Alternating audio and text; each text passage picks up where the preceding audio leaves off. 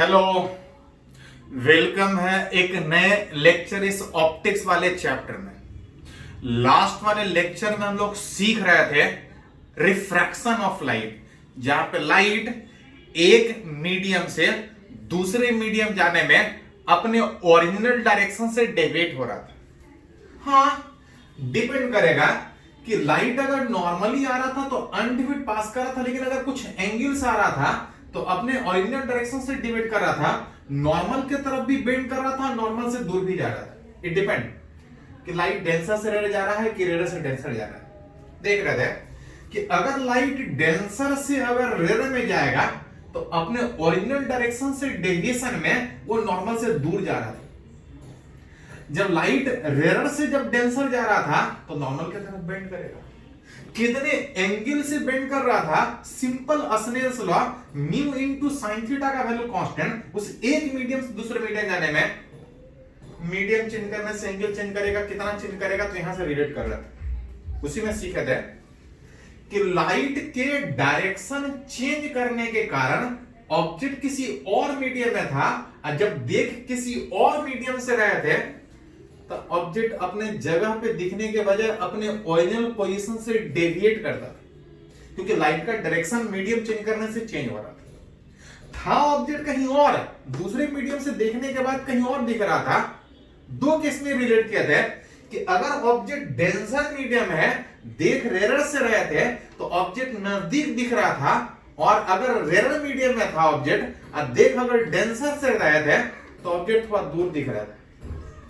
जहां पे देख रहे थे कि अगर डिस्टेंस बढ़ रहा था तो म्यू टाइम्स, और डिस्टेंस घट रहा था तो म्यू से डिवाइड करना पड़ रहा था। जहां पे म्यू इज रिफ्रैक्टिव इंडेक्स नहीं, रिलेटिव रिफ्रैक्टिव इंडेक्स, उस दो अलग अलग मीडियम में। हाँ, दो से ज्यादा में एक से ज्यादा मीडियम रहेगा तो कैसे सोचेंगे, नॉर्मल शिफ्ट कितना होगा। उसमें ये भी सीखे थे कि अगर ऑब्जेक्ट अगर कुछ वेलोसिटी से मूव करे तो इमेज कितने से मूव करेगा। लास्ट क्लास में कुछ फॉर्मूला डिराइव किए थे, उसको थोड़ा सा आज यूज करेंगे, कुछ और भी बात सीखेंगे। हाँ, एक पॉइंट उसमें बचा रह गया था, इसको थोड़ा सा आगे कंटिन्यू करते हैं। लास्ट क्लास में ऑब्जेक्ट एक मीडियम में देख दूसरे मीडियम से रहे थे तो ऑब्जेक्ट अपने जगह से शिफ्ट कर रहा था, और जो ऑब्जेक्ट था वो रियल था लास्ट क्लास में। आज वही चीज रिलेट करना चाह रहे हैं कि ऑब्जेक्ट कितना दूर दिखाई देगा, शिफ्ट कितना होगा, और उसको रिलेट करना चाह रहे हैं किसके लिए। तो लास्ट क्लास में सीखे थे रियल ऑब्जेक्ट के लिए, और यहां पे बात करेंगे वर्चुअल ऑब्जेक्ट। वर्चुअल ऑब्जेक्ट में लाइट किसी पॉइंट पे पहले मिलने के बजाय किसी और डायरेक्शन में मिलेगा, कहीं और जाके मिलेगा।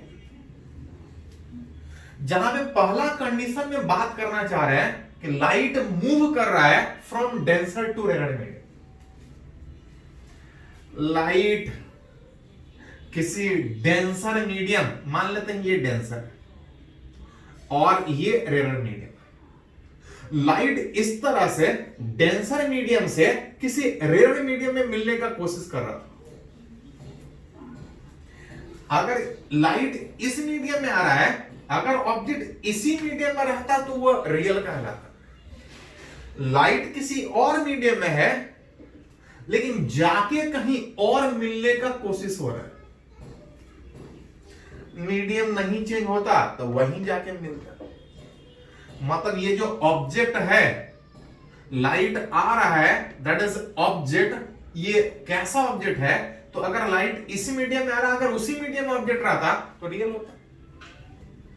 ये किसी और मीडियम में तो इसको वर्चुअल ऑब्जेक्ट बोल सकते हैं। वहां जाके मिलता अगर मीडियम नहीं चेंज होता। लेकिन पता है कि इस एक मीडियम से दूसरे मीडियम जाने में मीडियम चेंज हो रहा है। लाइट डेंसर से रेयर मूव कर रहा है। पढ़े हैं कि डेंसर से रेयर जाने में लाइट ओरिजिनल डायरेक्शन से डेविएट करता है, ओरिजिनल डायरेक्शन से डेविएट करता है, इस तरह से कहीं जाके मिलेगा। डेंसर से रेयर जाने में लाइट नॉर्मल से दूर जाके कहीं मिलेगा। मिलना यहां था, लाइट इधर से आ रहा है, मिलना यहां था, दैट इज ये वर्चुअल ऑब्जेक्ट। लेकिन मिल कहीं और रहा है, ये एक इमेज की तरह से काम करेगा। वही रिलेट करना चाह रहे हैं कि एक मीडियम से दूसरे मीडियम जाने में अगर वर्चुअल ऑब्जेक्ट तो अपने जगह पे दिखने के बजाय कहीं और दिखेगा, रिलेट करना चाह रहे हैं कहां दिखेगा? एक्चुअली में जितने डिस्टेंस पे होगा दैट इज एक्चुअल डिस्टेंस, और जहां मिलता हुआ एपियर हो रहा है that is called as the apparent. क्यों चेंज हो रहा है? क्योंकि मीडियम चेंज हो रहा है। कितना एंगल चेंज होगा? द फ्रॉम स्नेल्स लॉ, एक मीडियम से दूसरे मीडियम जाने में मीडियम चेंज करने से यह बताएगा कि एंगल कितना चेंज करेगा। आप चाहें तो स्नेल्स लॉ से लिख सकते हैं,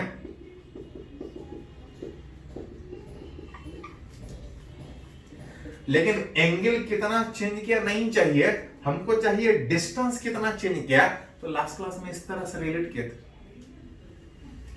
लास्ट वाले लेक्चर में रिलेट किए थे कि इस एंगल को हटा के डिस्टेंस के टर्म में लिख सकते हैं, और सीधा एक रूल आया था कि अगर डिस्टेंस बढ़ रहा है तो म्यू टाइम्स बढ़ रहा था, अगर डिस्टेंस घटेगा तो म्यू टाइम्स घटेगा। यहां पे चाहे तो सेम तरीके से मन करे तो प्रॉपर डेराइव कीजिए, नहीं तो देख सकते हैं कि लाइट मिलना यहां था, मिल यहां रहा है, डिस्टेंस घट रहा है यार। अगर एपरेंट डिस्टेंस अगर निकाला जाए, डिस्टेंस घट रहा है, एपरेंट डेप्थ अगर बात किया जाए तो डी एपरेंट में डिस्टेंस घट रहा है, मन करे तो प्रूफ करो, नहीं तो सीधा सीधा लिख सकते हो। कहीं भी उस तरह से डिस्टेंस घटने का बात हो तो म्यू टाइम्स, अगर डिस्टेंस बढ़ने का बात होता है तो म्यू टाइम्स से बढ़ता है। Where mu is relative refractive index, और जब तक नहीं कुछ बोला जाए, रिलेटिव का मतलब था डेंसर बाय रेयर। मतलब इस दो मीडियम का अगर रिलेटिव में रिफ्रैक्टिव इंडेक्स पता हो तो ऑब्जेक्ट कहीं और है, दिखाई कहीं और दे रहा है, कितना डिस्टेंस पे दिखाई दे रहा है आप चाहे तो निकाल सकते हैं। तब था जब लाइट डेंसर से रेयर मूव कर रहा था। एक और केस में अगर बात करें, इस बार बोल रहा light is moving from rare to denser, light rare से किसी डेंसर मीडियम में आके मिलने का कोशिश कर रहा है। ये अगर रेयर मीडियम मान के चले, ये डेंसर, इस मीडियम से लाइट आ रहा है, अगर उसी मीडियम में अगर मिल जाता तो ऑब्जेक्ट उधर होता, लेकिन इंसिडेंट लाइट किसी और मीडियम में मिलने का कोशिश हो रहा है, ये ऑब्जेक्ट। लेकिन आपको पता है कि मीडियम चेंज होने के कारण लाइट वहां पे मिलने के बजाय कहीं और जाके मिलेगा। That is not object, that is object, लेकिन कैसा ऑब्जेक्ट? Virtual object. लाइट आ कहीं और से रहा है, लेकिन हमको दिख रहा है कि किसी और मीडियम में मिलता हुआ एपियर हो रहा है, that is virtual object. Light किसी और मीडियम में है, अपने डायरेक्शन में चेंजेज आएगा, किधर? तो जब रेयर से डेंसर जाता है तो लाइट नॉर्मल के तरफ बेंड करता है, लाइट नॉर्मल के तरफ बेंड करता है, मिलना यहां चाहिए था, लेकिन डायरेक्शन चेंज करने के कारण कहीं और मिलेगा, ऑब्जेक्ट दिखना कहीं और चाहिए था, लेकिन मीडियम चेंज करने के कारण दूर कहीं और जा रहा है। एक्चुअल में ऑब्जेक्ट था इतने डिस्टेंस पे, लेकिन हमको दिख इतने डिस्टेंस पे रहा है, डिस्टेंस बढ़ रहा है, कितना डिस्टेंस बढ़ रहा है? मन करे तो आप स्नेल्स लॉ लगा के निकाल सकते हैं कि एक मीडियम से दूसरे मीडियम जाने में एंगल कितना चेंज किया। अगर ये एंगल ऑफ इंसिडेंस आई, अगर ये आर, तो म्यू आर साइन आई बराबर म्यू डेंसर साइन आर। मन करे तो यहां से लिखे, नहीं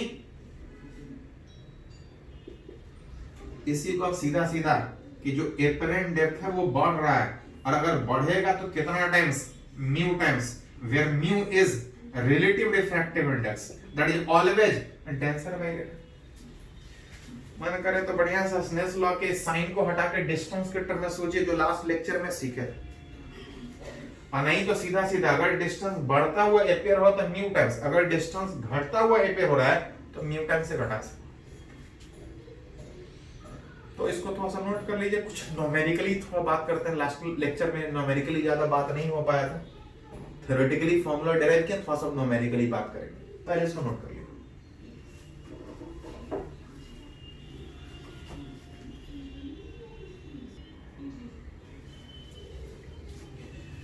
तो अभी तक इस रिफ्रैक्शन में हम लोग सीखे कि मीडियम को रिप्रेजेंट कैसे करते हैं।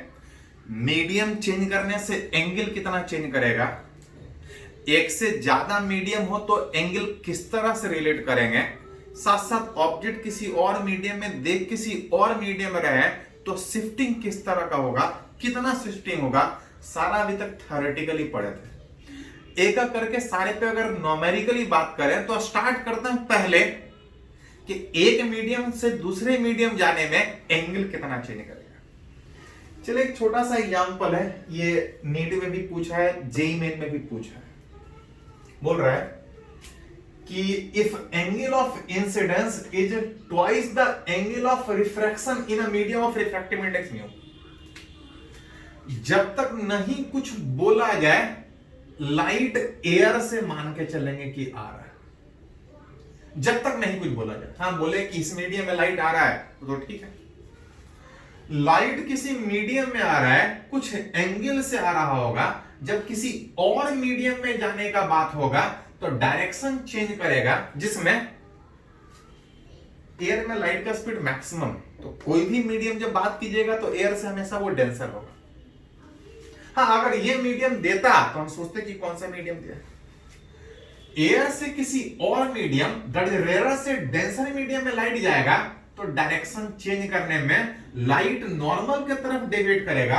अब बोल रहा है कि if angle of incidence is twice the angle of refraction, I बराबर 2r, angle of incidence is twice the angle of refraction. अगर ऐसा है तो पूछ रहा है उस एंगल ऑफ इंसिडेंस का वैल्यू कितना होगा, कब, जब उस मीडियम का रिफ्रैक्टिव इंडेक्स दिया हुआ। यही आई पूछ रहा है कि कितने एंगल से लाइट इस मीडियम पे इंसिडेंस करे कि angle of incidence is angle of refraction का डबल हो जाए। लाइट एक मीडियम से जब दूसरे मीडियम जाने का बात था तो रूल एक ही था, from Snell's law, mu into sine theta बराबर कांस्टेंट। अगर कुछ नहीं बोला है तो एयर मान के चलेंगे, और एयर का रिफ्रैक्टिव इंडेक्स कितना था, 1।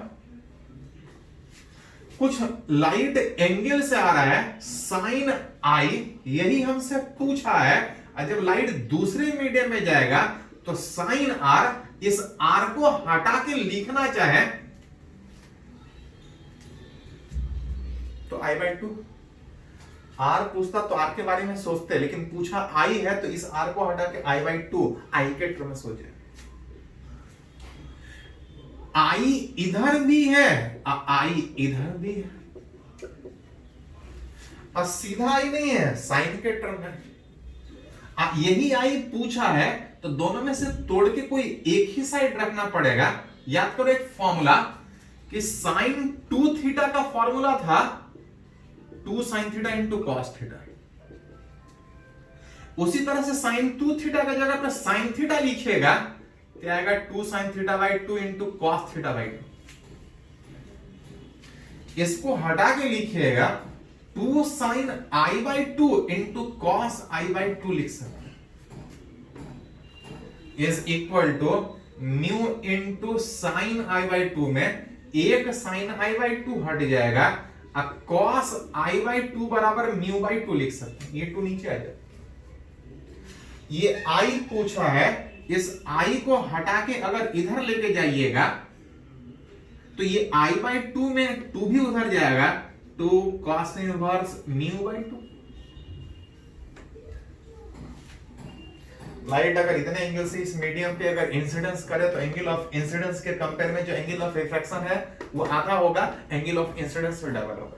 तो जैसा बोला जाए फॉर्मूला सिंपल है, उसको आप जिस तरह से यूज करना है कर लीजिए। चलिए इसी तरह से एक और एग्जांपल हम लोग बात करते हैं, ये भी बहुत बार पूछा जाता है, पूछा गया है, इवन जेईई मेन और नीट दोनों में पूछा। देखिए क्या बोल रहा है, light is incident on a medium of refractive index mu. Light किसी मीडियम पे इंसिडेंस कर रहा है, जब तक नहीं कुछ बोला जाए एयर से मान के चले, जब तक नहीं कुछ बोला जाए लाइट एयर से किसी मीडियम पे इंसिडेंस होने का बात होगा। बोल रहा है कि कितने एंगल से लाइट आए, यही आई पूछा है, such that reflected and refracted रे बोल रहे लाइट आ रहा है और बोल रहे रिफ्लेक्ट भी है और रिफ्रैक्ट भी है, ऐसा हो सकता है क्या? ध्यान दीजिए थोड़ा सा, एक पॉइंट है जो आगे भी आपको जरूरत पड़ेगा कि लाइट जब एक मीडियम से दूसरा मीडियम जब जाने का बात होता है, बाउंड्री एक जो सेपरेट करेगा उस दो मीडियम को, मीडियम चाहे कितना भी डेंसर या कितना भी रेयर हो, जब लाइट आएगा तो सारा लाइट ना सेम मीडियम में रहेगा ना दूसरे मीडियम में जाएगा। पढ़ते हैं रिफ्लेक्शन, रिफ्लेक्शन में ये सोचते हैं कि लाइट सारा का सारा वापस सेम मीडियम में आएगा। पढ़ते हैं रिफ्रैक्शन, जिसमें ये सोचते हैं कि जितना भी लाइट आ रहा है वो सबका सब दूसरे मीडियम में जा रहा है, लेकिन प्रैक्टिकली ऐसा नहीं होता। प्रैक्टिकली चाहे बाउंड्री कैसा भी हो, चाहे कितना भी ट्रांसपेरेंट हो, चाहे आप कितना भी सिल्वर्ड मिरर को कर लीजिए, लाइट जब आएगा तो उस लाइट का कुछ हिस्सा रिफ्लेक्ट भी करेगा और कुछ हिस्सा रिफ्रैक्ट भी करेगा। हाँ, अगर बाउंड्री ट्रांसपेरेंट है तो ज्यादा से ज्यादा लाइट दूसरे मीडियम में जाएगा और बहुत कम रिफ्लेक्ट करेगा, लेकिन रिफ्लेक्ट भी करेगा। अगर मिरर पे जब लाइट इंसिडेंस करवाइएगा तो चाहे कितना भी अच्छा मिरर बना लीजिए, जब लाइट आएगा तो मैक्सिमम लाइट सेम मीडियम आएगा, लेकिन कुछ ना कुछ दूसरे मीडियम में जाएगा। मतलब बाउंड्री कैसा भी हो, मीडियम चाहे कितना भी डेंसर या रेयर हो, जब भी लाइट आएगा तो रिफ्लेक्शन भी होगा और रिफ्रैक्शन भी होता दोनों है। हाँ, जब सिल्वर्ड होता है तो ज्यादा रिफ्लेक्शन होता, तो खाली इसी का सोचते, ये नहीं सोचते। जब बाउंड्री ट्रांसपेरेंट होता है तो ज्यादा से ज्यादा लाइट इधर जाएगा और ज्यादा इधर जाएगा, तो इसको सोचेंगे फिर इसको नहीं सोचेंगे, लेकिन होता दोनों है। हाँ, जनरली मिरर में इसको सोचते हैं, ट्रांसपेरेंट होता है तो इसको सोचता है, लेकिन जब भी होता है तो दोनों होता है। उसी पे एक छोटा सा न्यूमेरिकल हम लोग बात करना चाहते हैं। बोला है इस क्वेश्चन में कि लाइट आ रहा है, अब कुछ लाइट रिफ्लेक्ट कर रहा है, अब कुछ लाइट दूसरे मीडियम में जा रहा है। अगर दूसरे मीडियम वाले को R से, इसको अगर R' से लिखे तो पढ़े हैं कि रिफ्लेक्शन में angle of incidence angle of reflection बराबर होता है। बोल रहा है कि लाइट कितने एंगल से इंसिडेंस करे कि जो लाइट रिफ्लेक्टेड है और जो रिफ्रैक्टेड है, रिफ्लेक्टेड ये रिफ्रैक्टेड, दोनों एक दूसरे से कितने एंगल पे होगा? तो बोला है क्वेश्चन में 90 degree. For reflected and refracted ray are perpendicular to each other में एक इक्वेशन लिख सकते हैं कि अगर ये 90 है तो इस R प्लस R' का वैल्यू 90 आएगा, क्योंकि ये 90 है तो इस दोनों का भी सम 90, क्योंकि टोटल 180 डिग्री। हाँ, जिसमें हमको पता है कि R प्लस R' को आप चाहें तो I लिख सकते हैं, जिसमें हमको दोनों का सम पता है, लेकिन हमसे पूछा ये I है। एक और इक्वेशन लिख सकते हैं कि अगर लाइट इस एक मीडियम से दूसरे मीडियम जाएगा, from Snell's law, mu into sine theta बराबर कांस्टेंट में, अगर लाइट एयर से आ रहा है 1 इनटू साइन आई, अगर इस मीडियम में जा रहा है म्यू इनटू साइन आर, जिसमें इस साइन आर को हटा के इस आर के जगह पे लिख सकते हैं 90 माइनस, इधर आ जाएगा साइन आई, इधर आ जाएगा म्यू इनटू कॉस आई, जिसमें अगर दोनों को एक साइड लेके आइएगा तो tan i बराबर म्यू, दैट इज अगर एंगल ऑफ इंसिडेंस पूछा है तो आप निकाल सकते हैं i बराबर tan इनवर्स में। फॉर्मूला वही सब है जो रिफ्लेक्शन में पढ़े थे, जो रिफ्रैक्शन में पढ़े थे, बस उसी को यूज कर रहे हैं अलग अलग कंडीशन में। जैसा बोलेगा वैसा सोच सकते हैं कि लाइट अगर किसी बाउंड्री पे अगर इतने एंगल से आए तो कुछ लाइट रिफ्लेक्ट भी करेगा, कुछ रिफ्रैक्ट भी करेगा, लेकिन इस तरह से कि दोनों एक दूसरे का 90। जब भी होता है दोनों होता है। हाँ, अगर जरूरत पड़े तो एक ही सोचते हैं। बाउंड्री ट्रांसपेरेंट है तो खाली इसको सोचते हैं, अगर बाउंड्री सिल्वर्ड हो तो इसको सोचते हैं, लेकिन होता हमेशा दोनों बोलेगा तो दोनों सोचेंगे।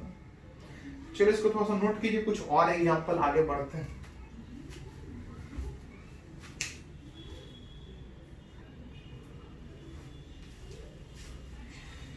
तुम लोग सीख रहे हैं कुछ न्यूमेरिकली, जो लास्ट क्लास से स्टार्ट किए थे रिफ्रैक्शन ऑफ लाइट, उसमें न्यूमेरिकली किस तरह से पूछ सकता है, किस तरह से हम लोग सोच सकते हैं। पहले तो सीखे कि लॉ ऑफ रिफ्रैक्शन में बाउंड्री चेंज करेगा तो एंगल कितना चेंज करेगा। सिंपल सा रूल था, म्यू इनटू साइन ए बराबर कांस्टेंट। उसी में कुछ और आगे बात करें, जैसे दिया है, बोल रहा है कि लाइट इस ग्लास वाले मीडियम में कुछ एंगल से आ रहा है। अब वही पूछ रहा है कि इस मीडियम में लाइट कितने एंगल से आए, ग्लास वाले मीडियम में लाइट कितने एंगल से आए, find I such that light emerges parallel to air water interface. Actually यहां पे ग्लास है जहां से लाइट आ रहा है, ग्लास का रिफ्रैक्टिव इंडेक्स एग्जाम में दिया हुआ रहेगा 3/2 होता है। इसके ठीक ऊपर एक वाटर कुछ थिकनेस का मीडियम डाला है, और वाटर का अगर रिफ्रैक्टिव इंडेक्स का बात कीजिएगा तो 4/3 होता है, दिया हुआ रहता है सारे एग्जाम में क्वेश्चन में। बोल रहा है लाइट ग्लास वाले मीडियम से आ रहा है, जब वाटर में जाएगा तो कुछ एंगल चेंज करेगा, कुछ हो। अगर बाउंड्री अगर पैरेलल है तो जो एंगल यहां बनेगा वही एंगल यहां बनेगा। अब फिर जाके एयर में इंटर करने का बात है। अब बोल रहा है कि लाइट कितने एंगल से इंसिडेंस करे, कि light emerge parallel to air water interface पे जब लाइट इमर्ज करेगा तो बोल रहा है उस एयर वाटर इंटरफेस के पैरेलली इमर्ज करे। पूछा इसमें है, अब दिया इसमें है कि इस इंटरफेस के पैरेलली लाइट बाहर निकल रहा है। पैरेलली बाहर निकलने का मतलब कि यहां पे जो एंगल बनेगा वो 90 डिग्री। एंगल हमेशा नॉर्मल से लेते हैं। पूछा यहां पे है, अब दिया यहां पे है, कैसे निकालेंगे? तो आप देख सकते हैं कि लाइट पहले इस मीडियम से इस मीडियम में गया, तो एक तरीका कि ये एंगल और इस एंगल के बीच आप एक इक्वेशन लिख सकते हैं अस्नेल्स लॉ से। फिर यहां पे फिर मीडियम चेंज किया है, आप अस्नेल्स लॉ यहां से निकाल सकते। यहां पे अस्नेल्स लॉ अलग लगाइए, यहां पे अलग लगाइए, लेकिन लास्ट लेक्चर में सीखे थे कि एक के बाद एक चाहे जितना भी मीडियम चेंज करे, अगर बाउंड्री पैरेलल है तो for parallel interface, for parallel boundary from Snell's law बता रहा था कि एक मीडियम से दूसरे मीडियम जाने में एंगल कितना चेंज किया है। मन करे तो यहां पे अलग निकालो कि कितना एंगल चेंज किया, मन करे तो यहां पे अलग निकालो कि एंगल कितना चेंज किया। नहीं तो एक और तरीका सीखा है कि अगर बाउंड्री पैरेलल है तो इस मीडियम से इस मीडियम में लगाने के बजाय आप सीधा इस ग्लास वाले मीडियम से एयर वाले मीडियम में सेंसर लगा सकते हैं। लेकिन ये तब था जब boundary parallel. For parallel boundary from Snell's law in glass and air medium एक ही बार में अगर लगा ले, बीच वाला मीडियम क्या है आप चाहें तो उसको हटा सकते हैं, सीधा आप लिख सकते हैं, लेकिन ये तब जब पैरेलल इंटरफेस हो, boundary parallel. Mu into sine theta constant में आ रहा था इस ग्लास वाले मीडियम से 3/2, पूछ रहा है कितने एंगल से आएगा, सच दैट यहां पूछता तो यहां सोचते, लेकिन सीधा यहां पूछा है कि जब एयर में गया था, मन करे तो बीच वाला मीडियम भी लगा सकते हैं। इस मीडियम में 4/3 इंटू साइन आर आप सीधा लगा सकते हैं यहां पे कि एयर में जा रहा है विच इज साइन 90।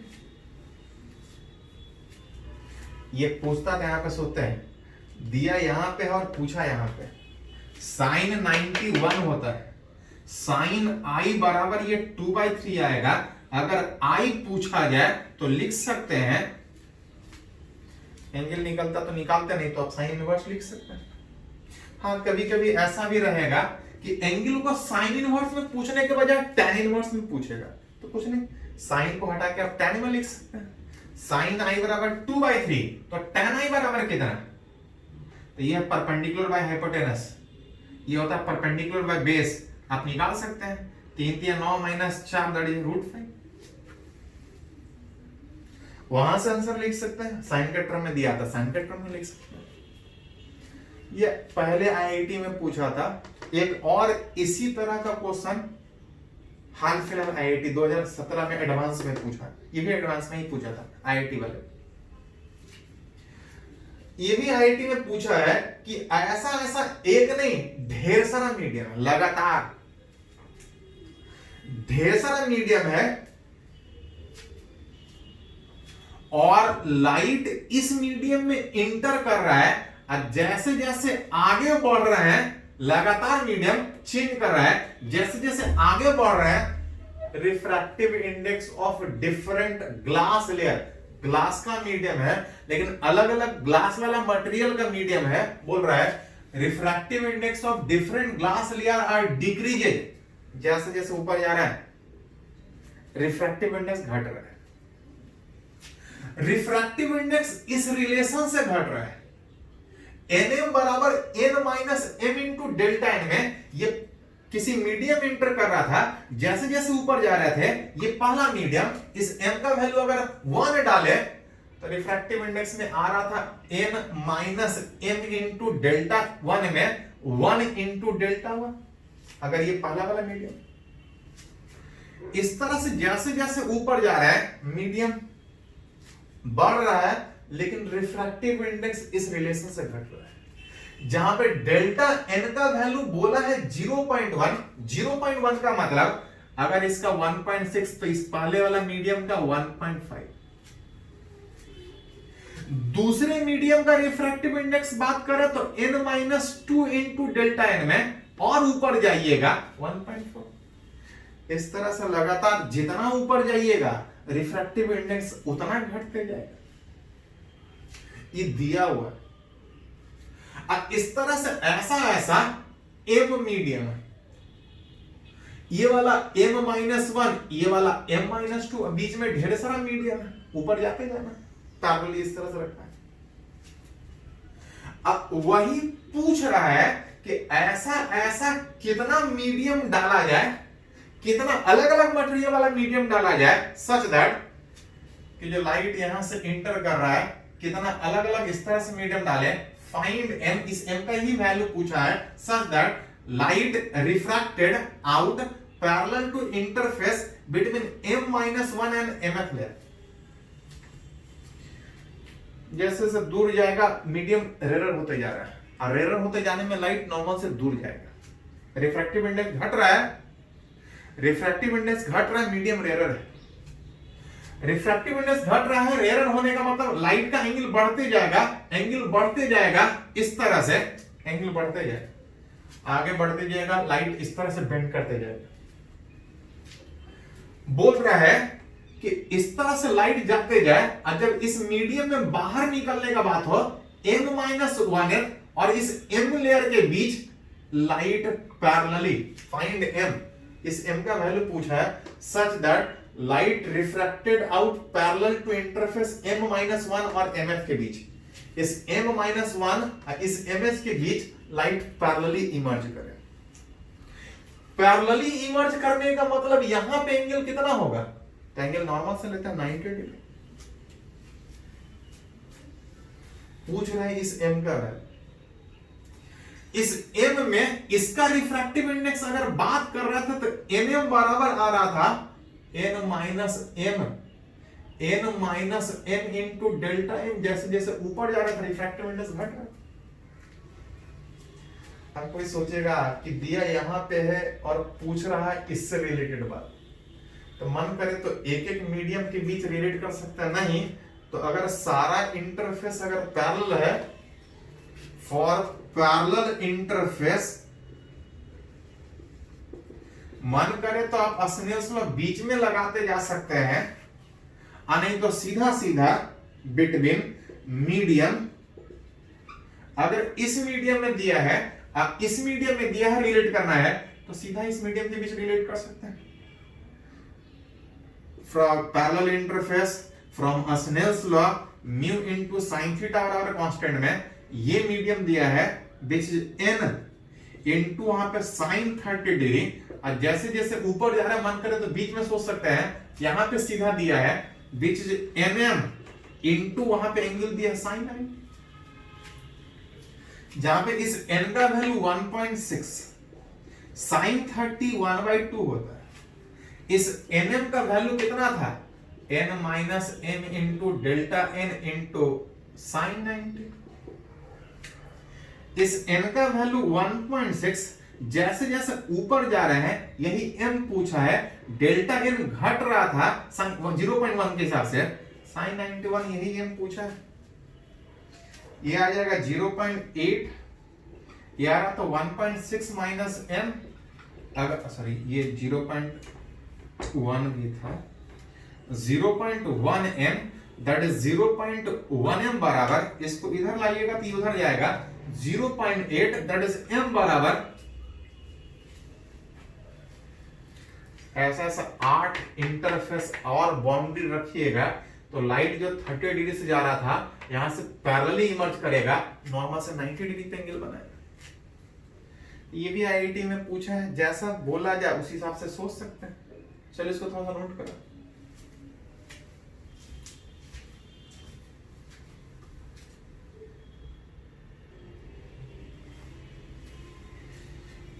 तो अभी कुछ न्यूमेरिकली हम लोग बात किए कि मीडियम चेंज करने से एंगल कितना चेंज करेगा। एक से अगर ज्यादा मीडियम हो, बाउंड्री पैरेलल हो तो एंगल कैसे चेंज करेगा, उससे रिलेटेड न्यूमेरिकल से कुछ और अगर सीखने का इसमें अगर बात करें तो एक और पॉइंट सीखे थे कि ऑब्जेक्ट अगर रहता किसी और मीडियम में था, देख किसी और मीडियम रहे थे तो डिस्टेंस चेंज कर रहा था। डेंसर मीडियम वाला नजदीक दिख रहा था और रेयर मीडियम वाला दूर दिख रहा था। उसी से रिलेटेड कुछ न्यूमेरिकल सीखने का कोशिश करेंगे। मान ले रहे हैं कि एक टैंक जिसका कुछ डायमीटर है, कुछ हाइट है, अब पूरा भरा हुआ है। A tank is filled with water, water से भरा हुआ है। पूछ रहा है find the apparent depth of tank when viewed from outside along normal। बोल रहा है इस टैंक भरा हुआ है, बाहर से देख रहे हैं, बाहर से देखने में जब तक नहीं कुछ बोला जाए सीधा सीधा ऊपर से देखने का बात करेंगे। ऐसा लिखा है along normal incidence, नॉर्मली देखने का कोशिश कर रहे हैं। हाँ कुछ नहीं बोलेगा तो ऐसा ही देखने का बात कर। टैंक 4 मीटर भरा हुआ है, इस ठीक ऊपर से पूछा जा रहा है कि टैंक कितना भरा हुआ दिखेगा। पढ़े हैं कि डेंसर मीडियम वाला एक्चुअल के कंपेयर में कुछ कम दिखना कितना टाइम्स, तो डिस्टेंस घटता है तो म्यू टाइम्स, अगर बढ़ता तो म्यू टाइम्स। देख रेयर मीडियम से रहे हैं, डेंसर मीडियम 4 मीटर का हाइट है, हमको कम दिखेगा, कितना कम दिखेगा, mu relative refractive index, actual width 4 metre था, म्यू रिलेटिव में याद कीजिए कि जब तक नहीं कुछ बोला जाए इधर एयर मानेंगे, ये वाटर है। जहां से रिलेट कीजिएगा तो 4 कैंसिल आउट। आप बोल सकते हैं कि जो 4 मीटर भरा हुआ टैंक है, हमको 4 मीटर नहीं दिखेगा, हमको 3 ही मीटर दिखेगा। लेकिन ये तब का बात है जब सीधा सीधा देखने का कोशिश करें। हाँ हल्का हटे, कुछ नहीं बोलता तो यही सोचते ऐसे बोला था। हाँ इसी में एक और क्वेश्चन है कि अगर इसको सीधा देखने के बजाय अगर हम थोड़ा हटके देखने का कोशिश करें, 3 मीटर दीजिएगा, चलिए ठीक है देखते हैं। इसको थोड़ा 6 मीटर कर दीजिए तो न्यूमेरिकली रिलेट करना आसान होगा, नहीं तो थोड़ा सा लेंथी आ जाएगा। क्या अंतर होगा देखते हैं, पहले बात करते हैं। कुछ नहीं बोलता तो ऐसा सोचते हैं, बोला हो वैसा बोल रहा है कि अगर ठीक ऊपर से देखने के बजाय अगर इस डायगोनल, इस वन एज, उस टैंक जो भरा है ठीक ऊपर से देखने के बजाय थोड़ा दूर हटकर देखने का कोशिश कर रहे हैं। बोल रहा है अलोंग इस कॉर्नर लाइन से देखने का कोशिश कर रहे हैं, कॉर्नर लाइन से अलोंग देखने का कोशिश कर रहे हैं, टैंक के सेंटर को देखने का कोशिश कर रहे हैं। कितना भरा हुआ है। जब दूर से हट के देखेंगे लाइट कुछ इस तरह से जाएगा, मीडियम चेंज होगा, एंगल चेंज करेगा, जिसमें इसको अगर बैकवर्ड कीजिएगा तो हमको लगेगा कि जो टैंक इतना भरा है, हमको लगेगा कि लाइट इधर से आ रहा, मतलब इतना भरा हुआ दिखाई देगा। ऑब्जेक्ट यहां दिखेगा, टैंक इतना भरा होगा, लेकिन हमको लगेगा कि इतना ही भरा है। और वही तो पूछा जा रहा है। सीधा भी देख रहे थे तब भी ऊपर ही जा रहा था इस तरह से, लेकिन जब दूर से हट के देखेगा, याद कीजिए हम लोग जो फॉर्मूला डिराइव किए थे उसमें ये मान के डिराइव किए थे कि बहुत ज्यादा हट के नहीं देख रहे, लेकिन यहां बोला है कि हट के देख रहे। जब आप दूर से देखिएगा, हट के देखिएगा, तो ये फॉर्मूला नहीं लगा सकते, ये तभी लगा सकते हैं जब नॉर्मली में देखने का बाद। अब तब पूछ रहा है कि एपरेंट डेप्थ कितना होगा, हमको टैंक कितना भरा हुआ दिखाई देगा। जब एक्चुअल में कितना भरा था तो 4 मीटर भरा था। लाइट इस तरह से कुछ एंगल से जा रहा होगा, दूसरे मीडियम में जाने के बाद एंगल चेंज करेगा। एंगल कितना चेंज करेगा पढ़े हैं फ्रॉम अस्नेल्स लॉ, रिलेट करता है कि एंगल कितना चेंज करेगा, म्यू इनटू sin थीटा बराबर कांस्टेंट, जिसमें इस वाटर से जा रहा है sin i, एयर में जा रहा है 1 इनटू sin i। एंगल कितना चेंज कर रहा है नहीं पूछ रहा है, एंगल को हटा के डिस्टेंस सोचना है। सोचे थे इस फॉर्मूला को डिराइव करने में लास्ट लेक्चर में, लेकिन वहां पे sin थीटा सोचने के बजाय वहां पे tan थीटा सोच रहे थे। ये मान के सोच रहे थे कि बहुत ज्यादा दूर हट के देखने के बजाय नॉर्मली में देखने का कोशिश कर, लेकिन यहां पे दिख रहा है कि ज्यादा दूर हट रहे हैं। ये 4 मीटर, टैंक अगर 6 मीटर का था तो ये 3 मीटर, थोड़ा ज्यादा हट रहे हैं। सीधा फॉर्मूला इससे हटा के नहीं लिख सकते, इसको साइन को साइन के ही टर्म में देखना पड़ेगा। वाटर का रिफ्रैक्टिव इंडेक्स 4/3, अगर साइन आई अगर लिखेगा तो साइन आई परपेंडिकुलर ये 3 आएगा, परपेंडिकुलर ये 4 है तो ये 5 मीटर आएगा। परपेंडिकुलर बाय हाइपोटेनस में √3² जो कि 5 के बराबर आएगा। लाइट एयर में जा रहा है, एंगल नहीं पूछा है, इस एंगल को हटा के डिस्टेंस सोचना है। राइट एंगल ट्रायंगल में साइन आर परपेंडिकुलर, ये 3 तो ये भी 3, परपेंडिकुलर बाय बेस करने के बजाय हाइपोटेनस अगर करें तो √3² + d एपरेंट स्क्वायर, यही हमसे पूछ रहा है। सीधा फॉर्मूला यूज किया था तो साइन नहीं, वहां पर tan यूज किए थे, तो थोड़ा कैलकुलेशन सिंपल हुआ था। हाँ कुछ नहीं बोलेगा तो यही सोचेंगे, लेकिन बोला है तो सोचना पड़ेगा। 3 वाला फैक्टर हट जाएगा, ये जो बच रहा था 4² 3² ये 5², अगर रूट हटा दे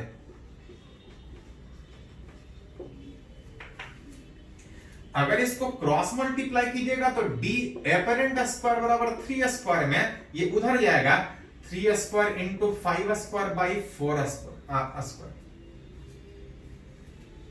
अगर इस 3 को अगर हटा के उधर लिख दे तो -3 d एपरेंट स्क्वायर, अगर 4 एलसीएम लीजिएगा तो 3² कॉमन निकल के 5² माइनस 4² बाई 4²,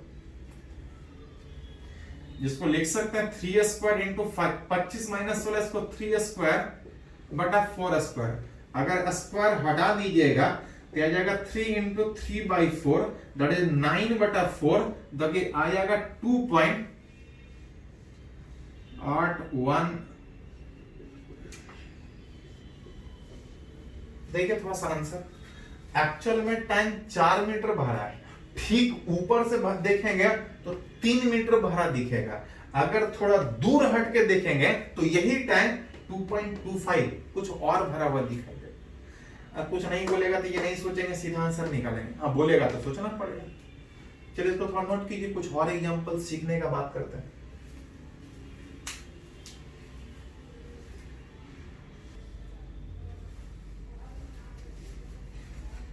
तो एक एक करके हम लोग बात कर रहे हैं, जो लास्ट क्लास से पढ़ रहे थे उसको यूज कैसे करेंगे। एपरेंट डिस्टेंस चेंज कितना करेगा, कैसे रिलेट करेंगे उसको सीखें। उसी में थोड़ा सा एक वेलोसिटी वाला भी एग्जांपल देखते हैं। देखिए ये भी आईआईटी में पूछा ही है, सिंपल है, ज्यादा कुछ नहीं। बोल रहा है ball is drop from height 20 metre above the water surface. बोल रहा है कि कहीं वाटर है, उस वाटर सरफेस से कुछ हाइट पे 20 मीटर के हाइट पे किसी पार्टिकल को रेस्ट से छोड़ रहे हैं, गिरा। जैसे ही छोड़ेंगे तो ये नीचे आएगा, नीचे गिरने में कुछ वेलोसिटी गेन करेगा। अब बोल रहा है कि a fish in the line of ball, ball जिस लाइन में गिर रहा है उसी लाइन में अगर इस वाटर के इनसाइड अगर एक फिश है, वो फिश इस पार्टिकल को, इस बॉल को ऑब्जर्व कर रहा है, देख रहा है, लुकिंग एट इट। अब पूछ रहा है find the speed of ball as seen by fish. पूछ रहा है कि ये फिश इस बॉल को कितने स्पीड से गिरता हुआ देखेगा, कब, when ball is at 12.8 metre above the water surface. बोल रहा पार्टिकल को 20 मीटर से ऊपर से गिरा है, और जब ये बॉल वाटर सरफेस से 12.8 मीटर हो, मतलब बॉल गिरे कितना मीटर, 7.2 मीटर। तो ये बॉल कुछ वेलोसिटी से गिर रहा होगा, इस ऑब्जेक्ट का कुछ वेलोसिटी होगा। अब तो आपसे पूछ रहा है कि अगर फिश अगर उस ऑब्जेक्ट को देख रहा होगा, उस पार्टिकल को, उस बॉल को देख रहा होगा, इसका कुछ वेलोसिटी होगा। पूछ रहा है ये फिश कितने वेलोसिटी से उसको देख पा रहा होगा। वेलोसिटी ऑफ बॉल अगर बात कीजिएगा जब वो एट 12.8 मीटर जब हाइट पे होगा, तो वेलोसिटी पार्टिकल फ्री फॉल में गिर रहा है, 7.2 मीटर गिरेगा, क्योंकि वो 12.8 मीटर हाइट पे बात पूछा जा रहा है। 2g का वैल्यू अगर 10 रिलेट करें, h 7.2 से नीचे गिरा है, इसको कीजिएगा तो ये 14.4 10 से मल्टीप्लाई कीजिएगा तो 144 या जाएगा 12 मीटर पर सेकेंड। मतलब 7.2 मीटर गिरने के बाद जब वो ग्राउंड से 12.8 मीटर होगा, पार्टिकल गिर रहा होगा इतने स्पीड से, तब पूछ रहा है कि फिश कितने से देखेगा। फिश उतने से ही देखता अगर हर जगह मीडियम एयर होता है। ये वाटर के इनसाइड होने के कारण देख डेंसर मीडियम से रहा है, ऑब्जेक्ट रेयर मीडियम में है। पढ़े हैं कि डेंसर मीडियम से देखने के बाद जो ऑब्जेक्ट रेयर मीडियम वाला होता है वो दूर दिखता है। अब दूर दिखने के कारण गिरेगा कुछ और, लेकिन दिखाई कुछ और देगा, जो वेलोसिटी है वो कुछ और होगा। What is the apparent velocity? Apparent velocity of ball observe by fish. Fish जब उसको ऑब्जर्व करेगा, देखेगा, तो कितने वेलोसिटी से, v apparent is equal to, denser medium से देख रहा है ऑब्जेक्ट, रेयर मीडियम में डिस्टेंस बढ़ेगा तो वेलोसिटी भी बढ़ता है, और बढ़ता है तो कितना टाइम्स, तो डिस्टेंस घटता है तो म्यू टाइम्स, अब बढ़ता है तो म्यू टाइम्स मल्टीप्लाई करेंगे विच v एक्चुअल में, mu is relative refractive index. Object actually गिर रहा था 12 मीटर पर सेकेंड से, 3 से डिवाइड कीजिएगा तो आ जाएगा 16 मीटर पर सेकेंड। मतलब जिस समय वो फिश 12 मीटर पर सेकेंड से गिर रहा था, इस किसी और मीडियम होने के कारण वो उसको देख पाएगा कितने स्पीड से, 16 मीटर पर सेकेंड। तो जैसा पूछा जाए रिलेट कर सकते हैं। चलिए इसको थोड़ा सा नोट कर लीजिए, तो कुछ और पॉइंट हम लोग बात करते हैं।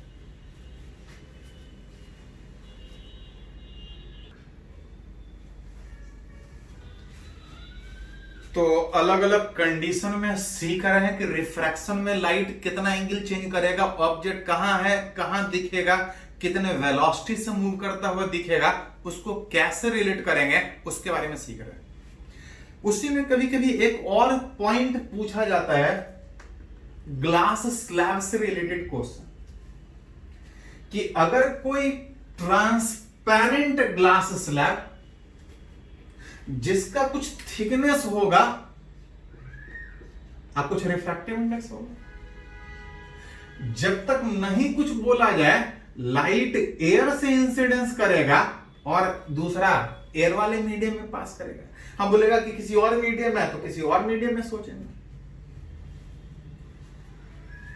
एक ट्रांसपेरेंट ग्लास स्लैब, मान के चल रहे हैं लाइट कुछ एंगल से आ रहा होगा, एंगल हमेशा नॉर्मल से दिखाते हैं, लाइट उसी तरह से अनडेविएटेड पास करता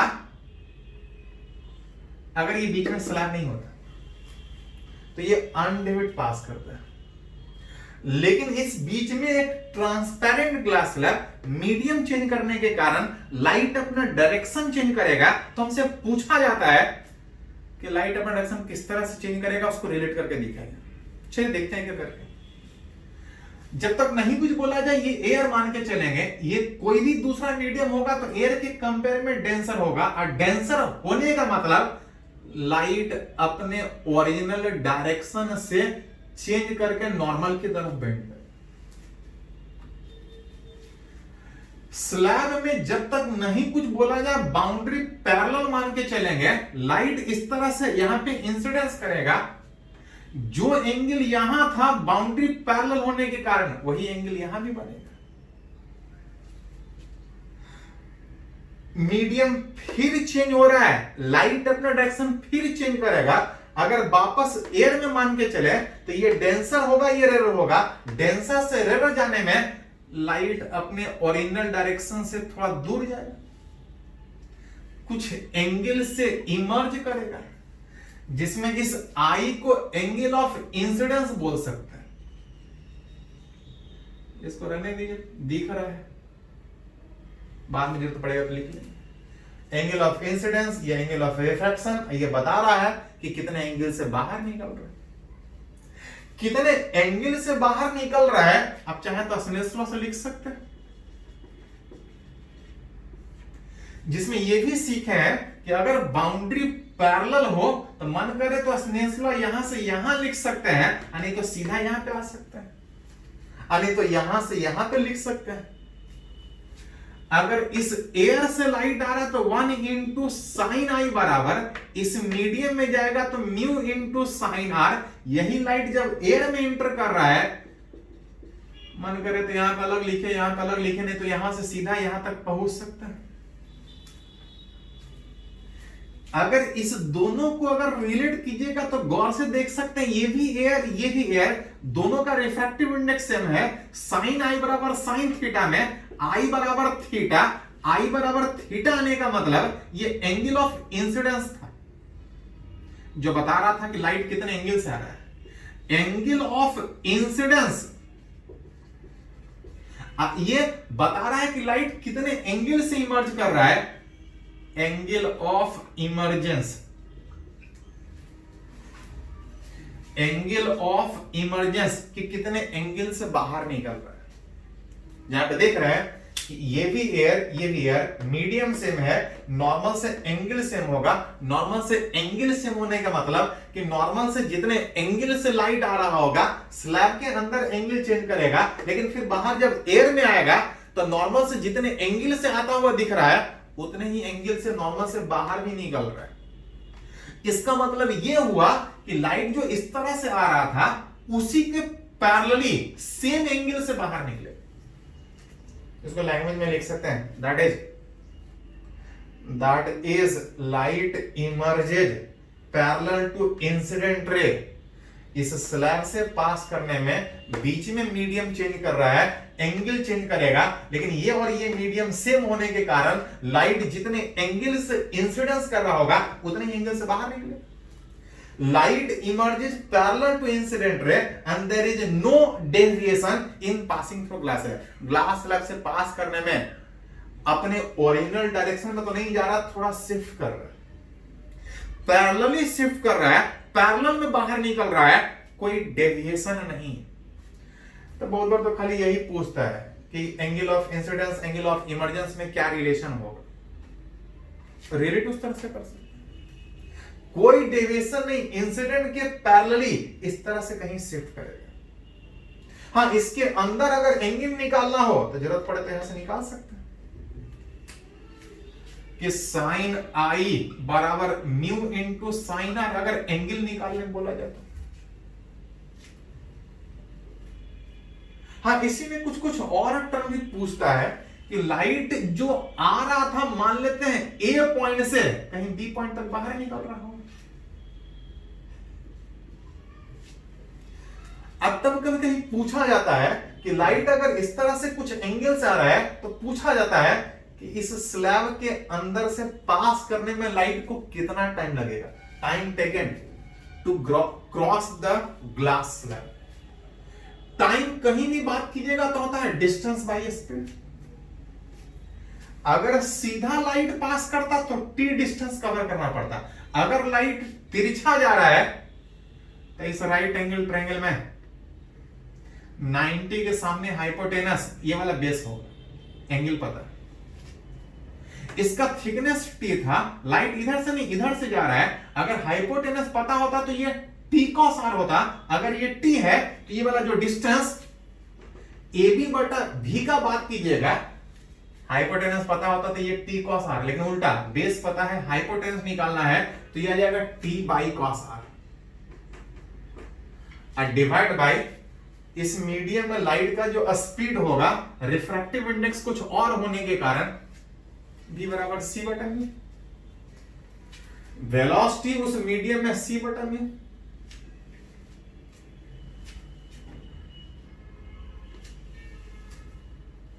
डिस्टेंस उस मीडियम में पता है, वेलोसिटी पता है, कितना समय लगेगा निकाल सकते हैं। हाँ, इसमें कुछ और भी पूछा जाता है कि लाइट आ ऐसा रहा था लेकिन स्लैब से पास करने में इस तरह से पैरेलली शिफ्ट कर रहा है, डेविएशन नहीं है लेकिन शिफ्ट कर रहा है, तो हमसे कभी कभी पूछा जाता है कि कितने परपेंडिकुलर डिस्टेंस से शिफ्ट करेगा, जिसको लैटरल डिस्प्लेसमेंट बोलते हैं। कि लाइट आ इधर रहा था लेकिन उधर जाने के बजाय पैरेलली इस तरह से शिफ्ट कर रहा है, तो कभी कभी पूछा जाता है कि परपेंडिकुलर में कितने डिस्टेंस से शिफ्ट कर रहा है। पैरेलल लाइन के बीच डिस्टेंस नहीं, हमेशा परपेंडिकुलर डिस्टेंस निकलता है, जो कहीं से भी निकालिएगा तो सेम आपका आएगा। पूछा जाता है कि परपेंडिकुलर में वो लाइट कितने डिस्टेंस से शिफ्ट कर रहा है, जिसको लैटरल डिस्प्लेसमेंट बोलते हैं। The perpendicular distance through which light shift parallelly in passing through slab. Slab से पास करने में लाइट जाना इधर था लेकिन इधर से जा रहा है, कुछ डिस्टेंस से शिफ्ट कर रहा है। पूछा जाता है कितने डिस्टेंस से शिफ्ट करेगा। देख सकते हैं ये भी एक राइट एंगल ट्रायंगल है, इसको अगर डी नाम दें, जिसमें ये टी था, ये जो ए बी डिस्टेंस निकाले थे थोड़ा देर पहले, आ रहा था t by cos r. A B वाला डिस्टेंस आ रहा था टी बाई कॉस आर, लेकिन हमको ये डी चाहिए, तो ध्यान दीजिए थोड़ा सा, ये डिस्टेंस हमको पता है ए बी। अगर गौर से देखिएगा, अगर ये आई है तो ये टोटल आई होता, अगर अनडिवाइडेड पास करता तो ये आई होता, ये आई है, अनडिवाइडेड पास करता तो ये आई होता, लेकिन ये आर होने में अगर इस एंगल का बात कीजिएगा तो ये आई माइनस आर आएगा।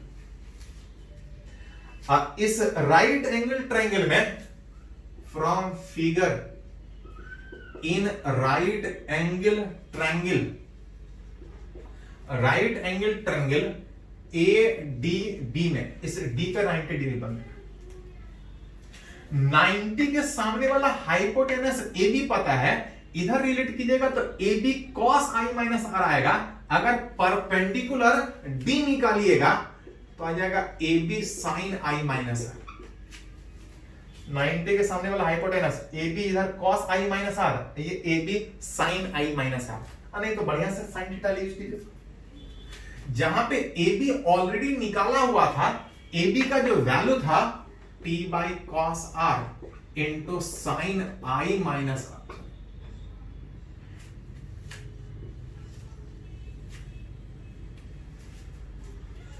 लाइट अगर इतने एंगल से आ रहा है, उस मीडियम का रिफ्रैक्टिव इंडेक्स अगर पता हो तो आप बता सकते हैं उस मीडियम में कितने एंगल से जाएगा। अतः अगर आपसे पूछा जाए कितने डिस्टेंस से शिफ्ट कर रहा है तो उसको रिलेट कर सकते हैं। हाँ, इसी को थोड़ा सा और तरीके से पूछा जाता है कभी कभी। देखिए थोड़ा सा, इस ब्रैकेट को चाहे तो आप तोड़ सकते हैं। साइन ए माइनस बी का एक फॉर्मूला होता है, साइन ए माइनस बी का फॉर्मूला का बात कीजिएगा तो sine A into cos B minus cos A into sine B. Cos r से डिवाइड कीजिएगा तो यह आ जाएगा साइन आई, कॉस आर से डिवाइड कीजिएगा तो cos i into tan r. जरूरत पड़े तो इस तरह से तोड़ सकते हैं। एक्चुअली इसमें जो पूछा जाता है, पूछा गया है एमसी में पूछा गया है, एक बार एआई ट्रिपल ई में भी पहले नीट में पूछा गया था, सॉरी जेईई मेन में, कि फॉर अगर स्मॉल एंगल का बात करें कि लाइट, कुछ नहीं बोले तो ज्यादा ही एंगल सोचेंगे, लेकिन कभी कभी बोलता है कि अगर वो एंगल बहुत small, for a small angle अगर आई, अगर एंगल बहुत ज्यादा नहीं हो, अगर एंगल बहुत कम से अगर लाइट इंसिडेंस करे, ध्यान दीजिए थोड़ा सा, जब एंगल बहुत कम होगा तो साइन आई टेन आई लगभग हटा के आई लिख सकते हैं। और अगर कॉस आई अगर लिखने का बात हो तो एंगल जब छोटा होता है तो साइन थीटा और टेन थीटा बराबर, तो वो थीटा के बराबर होता है, लेकिन कॉस थीटा 1 के बराबर होता है अगर एंगल कम होता है। तो साइन आई को तो आई लिख सकते हैं, कॉस आई को हटा के 1 लिख सकते हैं, टेन आर को। तो यहां से देख सकते हैं कि जब एंगल छोटा होता है तो साइन आर और टेन आर सेम होगा। यहां से निकाल सकते हैं कितना होगा, साइन आई बटा म्यू, जिसको लिखिएगा तो आई बटा mu, sine r ten r को वहां से हटा के लिखा तो sine i by mu, sine i को हटा के आई बटा म्यू। देन जो कितने डिस्टेंस से शिफ्ट कर रहा था इसको हटा के लिखे तो साइन आई को आई लिख सकते हैं, कॉस आई को 1 लिख सकते हैं, और टेन आर को आई बटा म्यू लिख सकते हैं। आई कॉमन निकलेगा, डी बराबर टी इंटू आई, अगर म्यू को एलसीएम लीजिएगा तो इस तरह से, ये एमसी में पूछा था, किसी भी एग्जाम में पूछ सकते हैं इस तरह से। हाँ, अगर एंगल ज्यादा है तो यहां से निकालेंगे, अगर एंगल बहुत छोटा है तो इस तरह से निकालेंगे। ग्लास स्लैब पे अगर लाइट इतने एंगल से आ रहा है तो शिफ्ट करेगा, कितने से शिफ्ट करेगा, जरूरत पड़े तो निकाल सकते हैं। चलिए इसको थोड़ा सा नोट कर लीजिए।